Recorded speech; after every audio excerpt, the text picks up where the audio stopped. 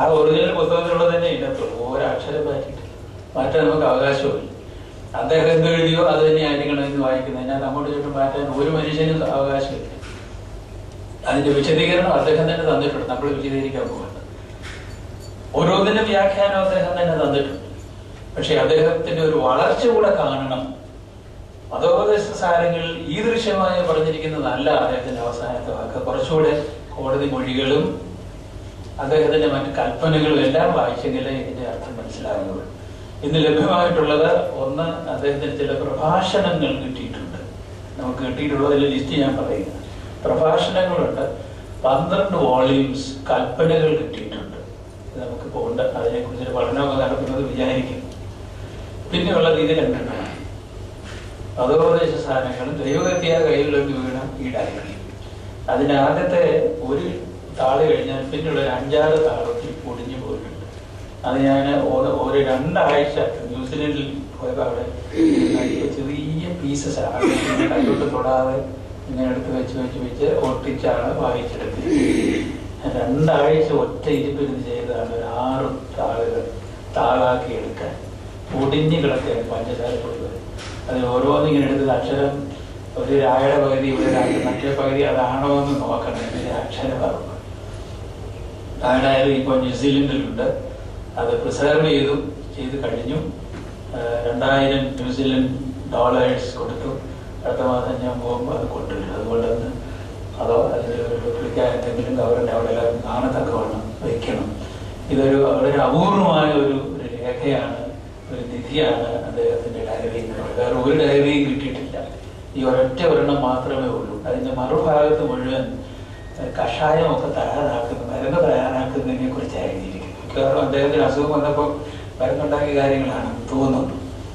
അപ്പൊ ഞാൻ അതിനെക്കുറിച്ച് എന്റെ ഭാഷയിൽ വ്യാഖ്യാനം വഴി ഭയങ്കര സഭയ്ക്ക് ചികിത്സ ആവശ്യമാണെന്ന് അന്നേ ബോധ്യം വന്നുകൊണ്ട് കഷായ കുറിപ്പുകൾ എഴുതി വെച്ചിരിക്കുന്നു എന്ന് ഞാൻ എഴുതിയിട്ടുണ്ട്. അസുഖം വന്നാലും പരുമലക്കേ പോകുള്ളൂ. വീട്ടിൽ പോയി താമസിക്കുന്നില്ല, ഞാൻ പരുമലക്കേ പോകുള്ളൂ. അതുകൊണ്ട് നമ്മൾ വിചാരിക്കും നമ്മുടെ ഒരു അട്ട നരച്ച് അതിനകത്ത് കയറ്റി നിർത്താവുന്ന ഒരാളല്ല. പലരും അദ്ദേഹത്തെ ഒരുപാട് പ്രേസ് ചെയ്യുന്നുണ്ട്, ഒരുപാട് പേര് ആക്ഷേപിക്കുകയും ചെയ്യും.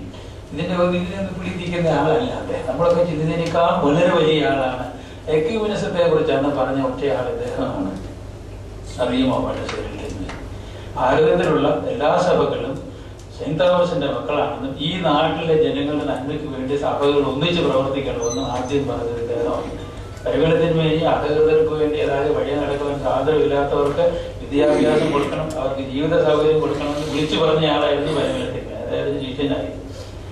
അതുകൊണ്ട് ഭാരതത്തിലെ സഭകൾ ഒരുമിച്ച് നിൽക്കണം എന്നതിൽ ഈ MAH എന്ന് പറയുന്ന ആൾ, അതായത് വീട്ടിൽ പോയ യുവാനിയോസ്, അദ്ദേഹത്തിന് സഭയുടെ കാശ് കൊടുത്തിട്ട് പഠിപ്പിച്ചത് ഇദ്ദേഹമായിരുന്നു. അറിയണം, തിരുവല്ലായിലെ അരമനയ്ക്ക് വാങ്ങിക്കാൻ കാശ് കൊടുത്തത് ഇദ്ദേഹമാണ്. മേരിഗിരി അരമന എന്ന് പറയുന്നത് ഞാൻ പറയുന്നത് കൂടുതലായി പോയി ക്ഷമിക്കുക.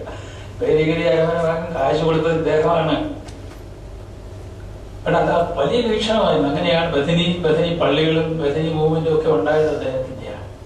നമ്മൾ കാര്യങ്ങളുടെ ചെറിയ കാര്യമോ അല്ലെങ്കിൽ രണ്ടുപേരും കടിപിടി കൂടുന്നതിനോട് പോയി യുദ്ധം ചെയ്യുന്ന ആൾ അദ്ദേഹം നല്ല കേസുകാരനാണെന്നും ഭയങ്കര ബുദ്ധിയാണെന്ന് പറഞ്ഞാൽ ഒന്നും നമ്മളൊരു അറ്റത്തെ എത്തിയിട്ടുള്ളൂ. മഹാനുഭാവനാണ്, മഹാ അനുഭവങ്ങളുള്ള ആളായിരുന്നു. വലിയ നമ്മൾ ചിന്തിക്കുന്നതിന്റെ അപ്പുറത്തുള്ള ആളായിരുന്നു അദ്ദേഹം.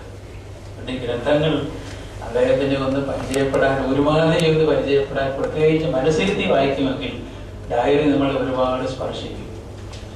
ഡയറി നല്ലതുപോലെ നമ്മൾ എനിക്കൊരു എൻ്റെ ഒരു ഭാഗമായി തീർന്നിട്ടുണ്ട് ഈ ഡയറി എന്ന് പറയുന്നത്. അതോഗസ്റ്റാരൻ ഞാൻ സൺഡേ സ്കൂളിൽ പഠിച്ചതാണ്. എന്നാൽ ഡയറിയാണ് എന്നെ എൻ്റെ അകത്തോട്ട് പോയിട്ടുള്ള ഒരു കാര്യം. ഞാനതിന് ഓരോ അക്ഷരവും എനിക്കറിയാം, അതിന് പേര് കണക്കുള്ള ഓരോ കുത്തുപോകാനും എനിക്കറിയാം. ഡയറിയിൽ ഞാൻ വളരെ വേദഗ്രന്ഥം പോലെ മാനിക്കുന്നതാണ്.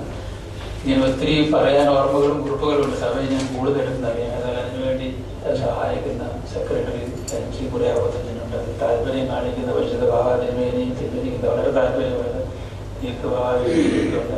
സാധാരണ സാധനത്തിന് വേണ്ടി ഒന്ന് പ്രകാശം വന്നതിനുള്ള പ്രത്യേക ആദരവും ഭക്തിയും ഒക്കെ അറിയിക്കുന്നു. ഇത്രയും പേര് ഇതിനു വേണ്ടി കൂടിയത് പട്ടശ്ശേരി തിരുമേനുള്ള സ്നേഹഭക്തി കൊണ്ടുമാണെന്നും ഭാരതത്തിലെ സഭയെക്കുറിച്ചൊരു ഒരു ദർശനവും ചിന്തയുള്ളതെന്നാണ് തന്നെയാണ് എൻ്റെ വിശ്വാസം.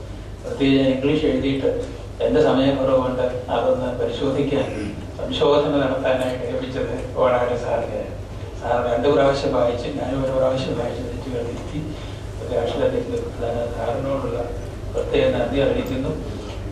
മതോപദേശ സാരങ്ങൾ പിന്നെ പ്രകാശനത്തിന് എത്രാമത്തെ എഡീഷനാണെന്ന് എനിക്കറിയാൻ പറ്റില്ല, ഒരു 5, 6, 7 ഒക്കെ ആയിക്കാണ് കഴിയും, അതതിന് മേലെ ആയിക്കാണ്. അതിനുവേണ്ടി ഇപ്പൊ മുൻകൈ എടുത്ത് ഫോൺമണിലാണ് ഞാൻ അവതാരം എഴുതിയെന്ന് മാത്രമേ ഉള്ളൂ.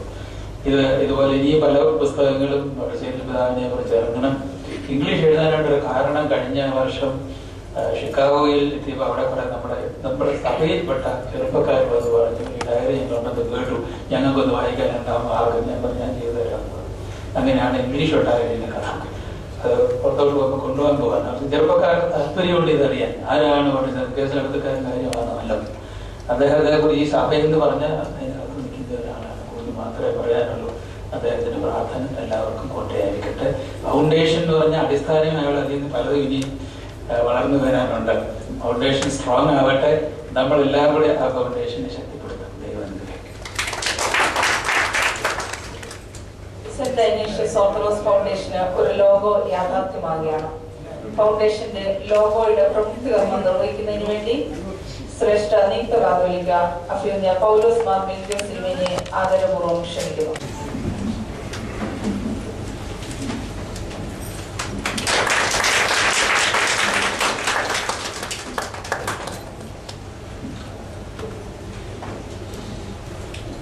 ഈ ലോഗോ ഡിസൈൻ ചെയ്തിരിക്കുന്നത് കൈപ്പട്ടൂർ സെന്റ് ഇഗ്നാത്യോസ് മഹാ ഇടവകാംഗവും തയ്യിൽ കുടുംബാംഗവുമായ ജോൺ ഡാനിയൽ അബുദാബിയാണ്. അദ്ദേഹത്തോടുള്ള പ്രത്യേക നന്ദി സമർപ്പിക്കുന്നു. സെന്റ് ഇഗ്നേഷ്യസ് ഓർത്തഡോക്സ് ഫൗണ്ടേഷന്റെ ഭവനദാന പദ്ധതിയുടെ ഭാഗമായി കുന്നംകുളം ഭദ്രാസനത്തിൽ പണിതുകൊണ്ടിരിക്കുന്ന ഭവനത്തിന്റെ അവസാന ഗഡുവായ 50,000 രൂപ foundation general secretary MC Kuriakose അച്ഛൻ ശ്രേഷ്ഠ നിയുക്ത കാതോലിക്ക ബാവയും കുന്നംകുളം ഭദ്രാസനാധിപനുമായ അഫ്യോന്യ പൗലോസ് മാർ മിൽക്യോസ് തിരുമേനിക്ക് നൽകുന്നു.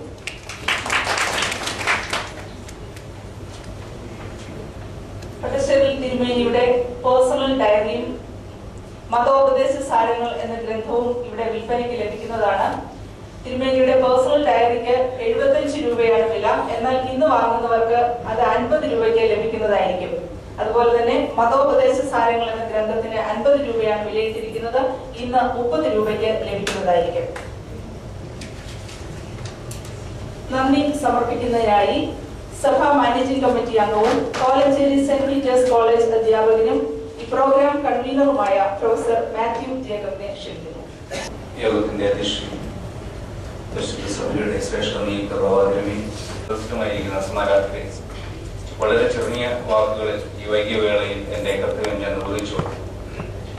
മലങ്കര ഓർത്തഡോക്സ് സഭയുടെ സ്വാതന്ത്ര്യാവബോധം നമ്മൾ സൃഷ്ടിച്ച, സ്വാതന്ത്ര്യ ശില്പി എന്ന് പറയാനാണ് ഞാൻ ഉദ്ദേശിച്ചത്, പക്ഷേ സ്വാതന്ത്ര്യാവബോധം നമ്മൾ സൃഷ്ടിച്ച പരിശുദ്ധ പട്ടശ്ശേരി തിരുമേനിയുടെ ജീവിത ദർശനങ്ങൾ, തിരുമേനിയുടെ ജീവിതചര്യ, തിരുമേനിയുടെ കാഴ്ചപ്പാടുകൾ, തിരുമേനിയുടെ ആത്മീയത എന്നിവയിൽ മുറുകെ പിടിച്ചുകൊണ്ട് ഈ സമൂഹത്തിലും ഈ സഭയ്ക്കകത്തും വിദ്യാഭ്യാസ പ്രവർത്തനങ്ങളും സാമൂഹിക പ്രവർത്തനങ്ങളും അതുപോലെ തന്നെ ജീവകാരുണ്യ പ്രവർത്തനങ്ങളും നടത്തിവരുന്ന ഒരു ഫൗണ്ടേഷനാണ്, ഒരു സംഘമാണ് സെയിന്റ് ഡൈനീഷ്യസ് ഓർത്തഡോക്സ് ഫൗണ്ടേഷൻ.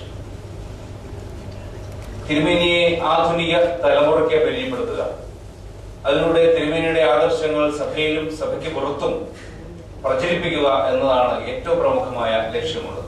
ഇത്തരണത്തിൽ നമ്മൾ കുറെ പരിപാടികൾ ഇതിനോടകം നടത്തി കഴിഞ്ഞു. കഴിഞ്ഞ വട്ടശ്ശേരി തിരുമേനിയുടെ ഓർമ്മ പെരുന്നാളോടനുബന്ധിച്ച്